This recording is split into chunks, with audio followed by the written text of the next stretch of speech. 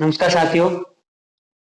अपन देख रहे थे कि अपन ने एक टॉपिक लिया था जिसके अंदर अपन मैराथन क्लासों के माध्यम से पिछले एग्जाम में जितने प्रश्न आए हुए हैं प्रत्येक टॉपिक से उनको अपन देख रहे थे। लास्ट जो वीडियो अपन ने मैराथन का डाला रखा था तो उसमें कहीं ना कहीं क्या है, कुछ दिक्कत हुई कि जो माइक है वो ऑफ हो गया। माइक वो ऑफ हो जाने के कारण उसमें वॉइस बाद में जब अपन ने 10 से 15 सवाल करवाए उसके बाद में जो सवाल हमें वॉइस नहीं आई तो हमने वो वीडियो क्रॉप करके और अपलोड किया।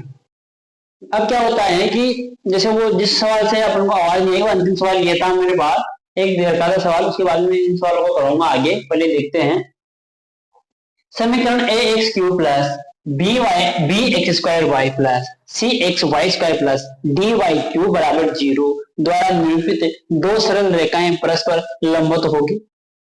इसमें थोड़ा सा हो सकता है कि मुझे कहीं ना कहीं मिस्टेक लगे क्योंकि जब ये तीन घात की समीकरण है ना तो यहाँ रेखा युग्म नहीं है, यहाँ तीन रेखाओं का समीकरण है इसमें, जबकि यहाँ कह रखा है द्वारा निर्मित दो सरल रेखाएं परस्पर लंबवत है, मतलब इन तीन रेखाओं के अंदर से वो दो सरल रेखाओं की बात कर रहा है जो एक दूसरे के क्या है लंबवत है। यदि a square plus d square plus lambda बराबर 0 है तो इस लेमड़े का मान क्या होगा। जब पिछले वीडियो में जब मैं बता रहा था फिर मैराथन क्लास में अपन देख रहे थे तो लास्ट में इसी में एक सवाल में कहीं से वीडियो की वॉइस गायब हो गई क्योंकि माइक जो है कि वह बंद हो गया, हो जाने के कारण ऐसा होगा। अपन देखते हैं कि सवाल में क्या कह रहा है। एक अपन को तीन घात की समीकरण दे रखी है, मतलब तीन रेखाओं का एक समूह दे रखा है जिसकी समीकरण अपन को तीन घात समीकरण के रूप में दे रखा है और वो कह रहा है कि दो रेखाएं परस्पर लंबवत हो। लंबवत का मतलब दो रेखाओं का जो ढालों का जो गुणन होगा वो -1 के बराबर होगा, मतलब कहीं ना कहीं अपन को ढाल रूप की तरफ ले जा रहा है। इसमें और मुझे कुछ दिया हुआ नहीं है जिसके माध्यम से मैं इसको आगे हल कर सकूं। मुझे इतना सा हिंट मिला है कि दो सरल रेखाओं के परस्पर लंबवत है, मतलब ढाल पे काम करना पड़ेगा।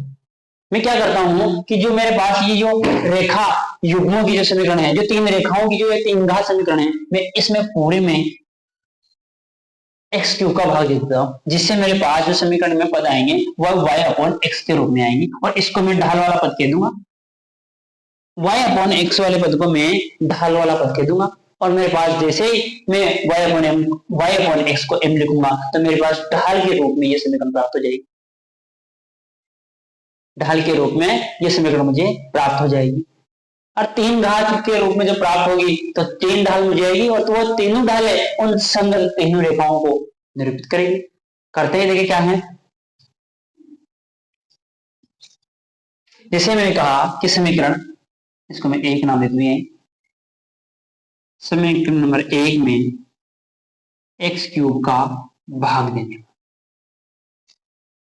देने पर जैसे मैंने एक्स क्यूब का भाग दिया तो यहां से मेरे पास a प्लस यहां मेरे पास b y upon x plus c y बटे एक्स का whole square plus d y upon x का होल क्यूब बराबर 6। मैं y अपॉन एक्स को इनपुट कर दूं, जैसे मैंने y अपॉन ए को इनपुट किया और ये ढाल को व्यक्त कर रहा है m, संयुक्त ढालों को व्यक्त कर रहा है, तब a plus B M plus C M square plus D M cube बराबर 0। अब मेरे पास ढाल में तीन घात की समीकरण आ गई। माना इस समीकरण के मोड, ये तीन घात समीकरण के मूल, ये समीकरण दे रखी, इसके मूल क्या हो m1 m2 m3 हो तो मूलों का गुणनफल, मूलों का गुणन कैसे निकालेंगे, जैसे m1 गुणा m2 गुणा m3 बराबर, जैसे मैंने मूलों का गुणन निकाला तो क्या लिखूंगा यहां से, इससे जब मैं मूलों का सभी को मूलों को जोड़ देता हूं तो मैं क्या कहता a अपॉन मतलब c अपॉन डी माइनस में, फिर यहाँ प्लस फिर यहाँ माइनस, तो मेरे पास क्या आ गया यहाँ से a अचर पद अपॉन m क्यूब किया, m क्यूब का गुणांक d, मतलब मेरे पास यदि मैं मूलों का गुणन करूं या फिर उन ढालों का गुणन करता हूं तो मुझे माइनस a अपॉन डी प्राप्त होता है। यहां तक मैंने इसको कर दिया। अब वो कह रहा है इसमें से कोई दो रेखाएं हैं जो एक दूसरे के लंबवत हैं, मैं m1 m2 को मान लूं चाहे m2 m3 को मान लूं, किसी न किसी दो रेखाओं को मैं एक दूसरे के लंबवत मान लो। माना कि मैंने जब पहले सवाल किया था तो M1 और M2 को मैंने ऐसा माना था। इस बार में अपन करते हैं कि M2 सवाल लगा भाई, इसको बात देखिए इनको दोनों को। मैं M2 और M3 को लंबवत मानता हूँ, दिया है जीवन जो अपन को दिया है, वो दिया हुआ है। M2 M3 का जो गुणा हुआ -1, मैं जैसे इस समीकरण में ये इस मान को रखा तो M1 माइनस माइनस का A अपॉन टी, मतलब मैं M1 बराबर A अपॉन टी, मतलब ये एक ढाल का मुझे मान पता चल गया M1 का। अब ये M1 का जो मुझे मान प्राप्त हुआ, जो ये मूल मुझे प्राप्त हुआ, ये कहीं न कहीं इस समीकरण के, तो इस समीकरण का एक मूल है, मतलब इस समीकरण का मान मैं इसमें पुट कर दूं, मतलब मैं इस M1 को M1, क्योंकि ये M1 इसको संतुष्ट करेगा, क्योंकि इसी रेखा का क्या है, ये इसी समीकरण का क्या है, ये मूल, इन्हीं रेखा युग्म को क्या है, ये मूल है। जैसे मैं इसी रेखा युग्म के अंदर मूल है, तो मैं यहाँ M1 मतलब M का मान A अपॉन डी MM की जगह पुट कर देता हूँ। जैसे मैंने पुट किया A plus B A upon D plus C A square upon D square plus D A cube upon D cube. यहां से डी से एक डी कटा तो यहाँ स्क्वायर बच गया, और जहां जहां कट रहा है वहां मैं काट देता हूं, और यहां से मैं क्या कॉमन ले लूं, यहां से मैं सभी समीकरण में से कॉमन ले लेता हूं ए। जैसे मैंने एक कॉमन लिया, ए बार ले लूं 1 plus b upon D plus a common लिया तो c a upon D square plus a square upon D square बराबर 0। मैं इसमें डी स्क्वायर कॉमन ले लूं, जैसे मैंने d square 1 upon D square common ले लिया तो क्या आ गया, ये d square plus b d plus a c plus a square बराबर 0। ए 0 नहीं हो सकता और डी भी 0 नहीं हो सकता, डी 0 हो जाएगी तो ये तीन घात की समीकरण है, ये इसका अस्तित्व नहीं होगा, अस्तित्व नहीं होगा मतलब ये 0 नहीं होगा, ए अपॉन डी स्क्वायर बाई 2 मतलब ए बटा डी स्क्वायर 0 नहीं होगा, तो मतलब ये वाली समीकरण 0। तो मतलब क्या आ गया, D square plus a square plus a c plus b D बराबर 0। मतलब उसने ये दोनों तो मान दे रखे हैं। यहाँ से समीकरण में देखो ए स्क्वायर प्लस, इस समीकरण का मैं नंबर 2 देता हूँ। अब जैसे मैंने समीकरण नंबर 3 इसको देता हूँ, जैसे मैंने समीकरण नंबर 2 और 3 की तुलना कराई तो मेरे पास जो लेमड़ा का मान मुझे मिला वह ए सी प्लस बी डी प्राप्त हो गया। तो लेमड़ा का मान मुझे क्या प्राप्त हुआ, ए सी प्लस बी डी। क्या प्राप्त हुआ लेमड़ा का मान, ए सी प्लस बी डी। अब सवाल सवाल कुछ ना कुछ हिंट जरूर देता है अपनों को। अब ये सवाल मैंने पिछले जो मैराथन पार्ट 1 में बता दिया था, लेकिन उसमें वॉइस नहीं आई थी तो समझ में नहीं आया होगा कि क्या हमने किया। एक बार फिर देख लेते हैं, एक बार समझते हैं कि उसने तीन घात का समीकरण दे रखा है, मतलब तीन रेखाओं का एक संयुक्त समीकरण उसने दे रखा है। उसने कह रखा है कि इन तीन रेखाओं में से कोई दो रेखाएं ऐसी हैं जो एक दूसरे के क्या है, लंबवत है। लंबवत है मतलब उनके ढालों का गुणनफल -1 के बराबर। तो मैंने क्या किया, इस तीन घात के समीकरण को ढाल रूप में बदलने की कोशिश की। जैसे ही मैंने इसमें x3 का मैंने भाग दिया तो y अपॉन x को मैं m पुट कर देता हूं, जो मुझे उन रेखाओं की ढाल को सही रूप से निरूपित करता है। जैसे मैंने m रखा तो मेरे ढाल रूप में मुझे तीन घात की समीकरण प्राप्त हो गई। तो मैंने देखा कि इस तीन घात की समीकरण की जो ढाल रूप में जो मूल है और यही वह तीन रेखाओं का समीकरण है, तो मेरे पास m1 m2 m3 संगत उन रेखाओं के क्या आ जाएगी, ढाल आ जाएगी, और उनका गुणनफल मैंने देखा तो -a अपॉन d। उसने कहीं ना कहीं कह रखा है M1 और M2 को लेके देख लो, चाहे M1 M3 को लेके देख ले, लेकिन कोई दो रेखा ऐसी है जो एक दूसरे के लंब होते हैं। तो -1 मैंने जैसे ही समीकरण में -1 रखा तो ये दोनों माइनस कट गया, a अपॉन डी M1 का मान है। अब ये M1 का मान समीकरण a plus B M plus C M square plus D M cube का ही तो कहीं ना कहीं मूल है, तो इसको संतुष्ट करेगा। मैंने ये मान इसमें पुट कर दिया। जैसे ही मैंने ये मान इसमें पुट किया तो मेरे पास निकल के समीकरण आ गई। और जो उसने पूछा है कि ये यदि मान हो तो लेमड़ा का मान, मैंने समीकरण नंबर 2 और समीकरण नंबर जो मुझे प्राप्त हुई उसके जैसे मैंने तुलना कराया तो मेरे पास a c plus p d lambda का मान प्राप्त। अच्छा सवाल था ये। कुछ कारणवश ही अपने जो वीडियो में रिकॉर्डिंग है तो उस वजह से क्लास बड़ी क्लास में तब्दील नहीं हुई और 1 घंटे की समथिंग क्लास हुई। 1 घंटे की क्लास है, ये भी होने वाली है, 1 घंटे से ज्यादा ही होगी ये भी। इसको मिटा देता हूँ।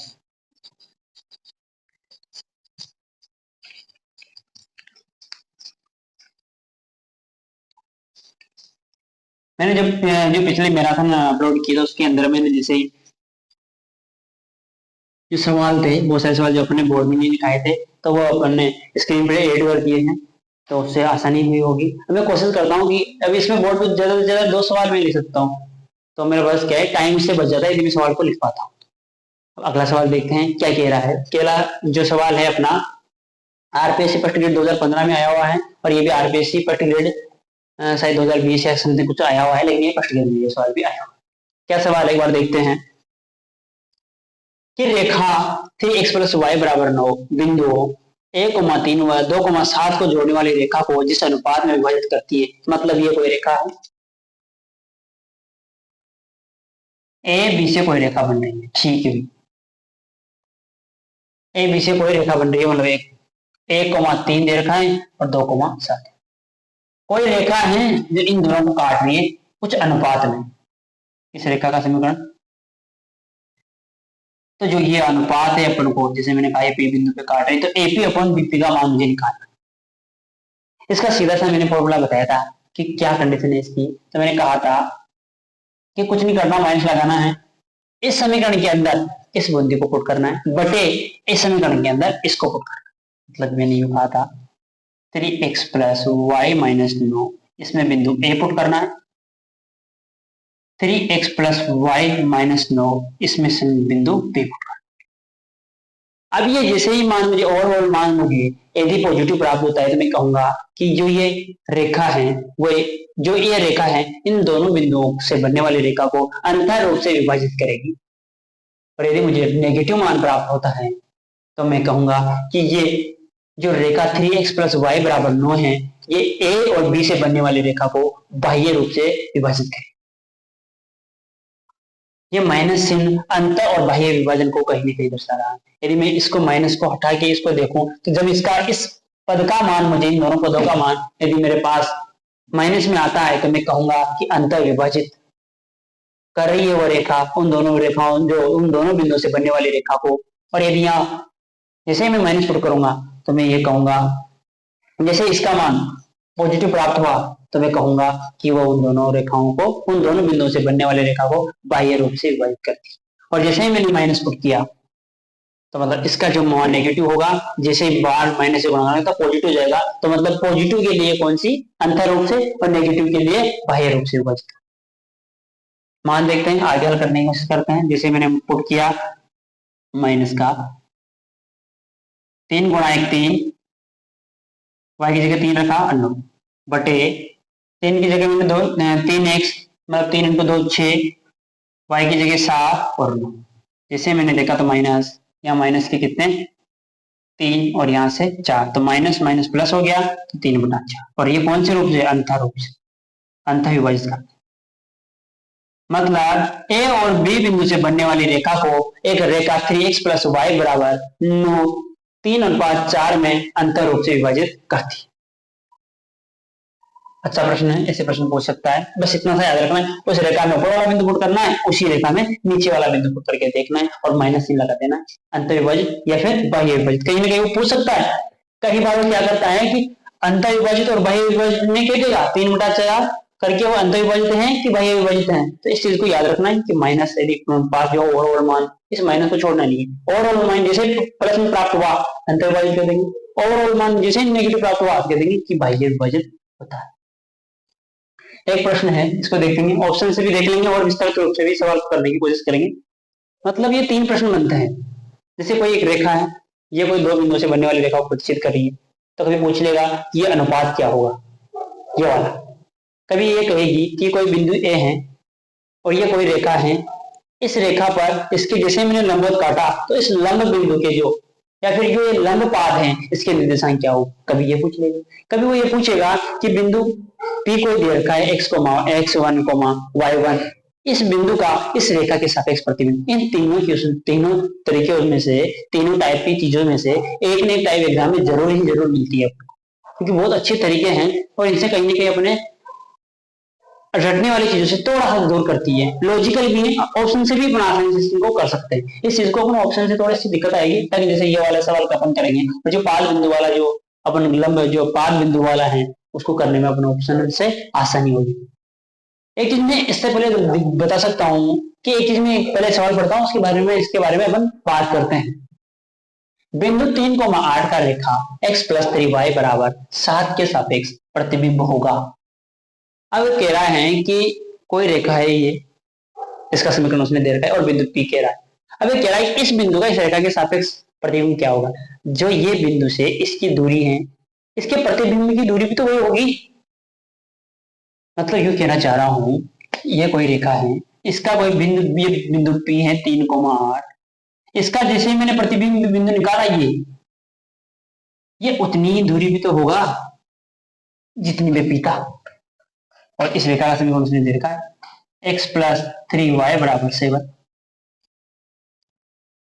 मतलब जो बिंदु OP है वही दूरी बिंदु OQ की होगी, दूरी OQ की होगी।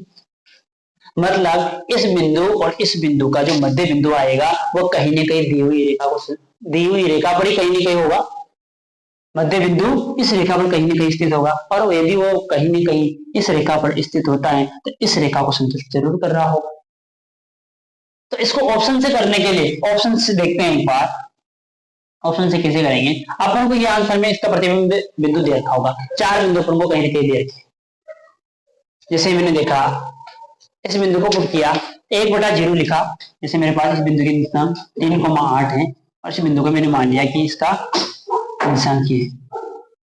अब इसका मध्य बिंदु निकालूंगा तो यहां से कितना आएगा 2,4। अब मैं देखता हूं कि 2,4 उस रेखा पर है, उस रेखा को संतुष्ट कर रहे हैं कि नहीं कर रहे। जैसे मैंने यहाँ रखा 2 प्लस 6, 2 और 6 कितने हो गए मेरे पास 8, तो ये संतुष्ट नहीं कर रहा, मतलब ये वाला बिंदु नहीं, इसको हटा देते हैं। फिर देखो ऐसे में 0,1 रखूंगा तभी संतुष्ट नहीं करूंगा, तो लास्ट में मैं एक बार -1, -4 ये रख देता। सभी बिंदु आप संतुष्ट करा के देखोगे। मैं -1, -4 रख के देखता हूँ। जैसे मैंने रखा तो यहाँ से मेरे को पता प्राप्त हुआ 1, 8 - 4 मतलब 4, 4 का मतलब 2, तो 1,2। जैसे ही मैंने इस समीकरण में संतुष्ट करवाया, इसको 1,2 लिखा, जैसे इस समीकरण में संतुष्ट करा रहा हूं तो ये समीकरण क्या हो रही है, संतुष्ट इस बिंदु के लिए। तो मतलब जो उनका दोनों का मध्य बिंदु था वो 1, जो मध्य बिंदु अपने पास 1,2 है वो इस पे प्राप्त हो रहा है, तो इसका प्रतिबिंब बिंदु क्या था -1,4, मतलब ये होगा, ये होने वाला है। ऑप्शन से इसे करते हैं। मुझे जहां तक होता है इसको ऑप्शन से करना बहुत ही अच्छा लगता है मुझे। यदि वो 5 बिंदु के निशान करता, 5 बिंदु के निशान कहता, तो वह इस रेखा को वो भी संतुष्ट कर रहा हो। इसका लॉन्ग तरीका मैं बता दूं एक बार, यहाँ ऑप्शन से तो ऐसा आपने कर लिया, विस्तृत तरीका क्या है उसको अपन देखते हैं। विस्तृत तरीका है इसका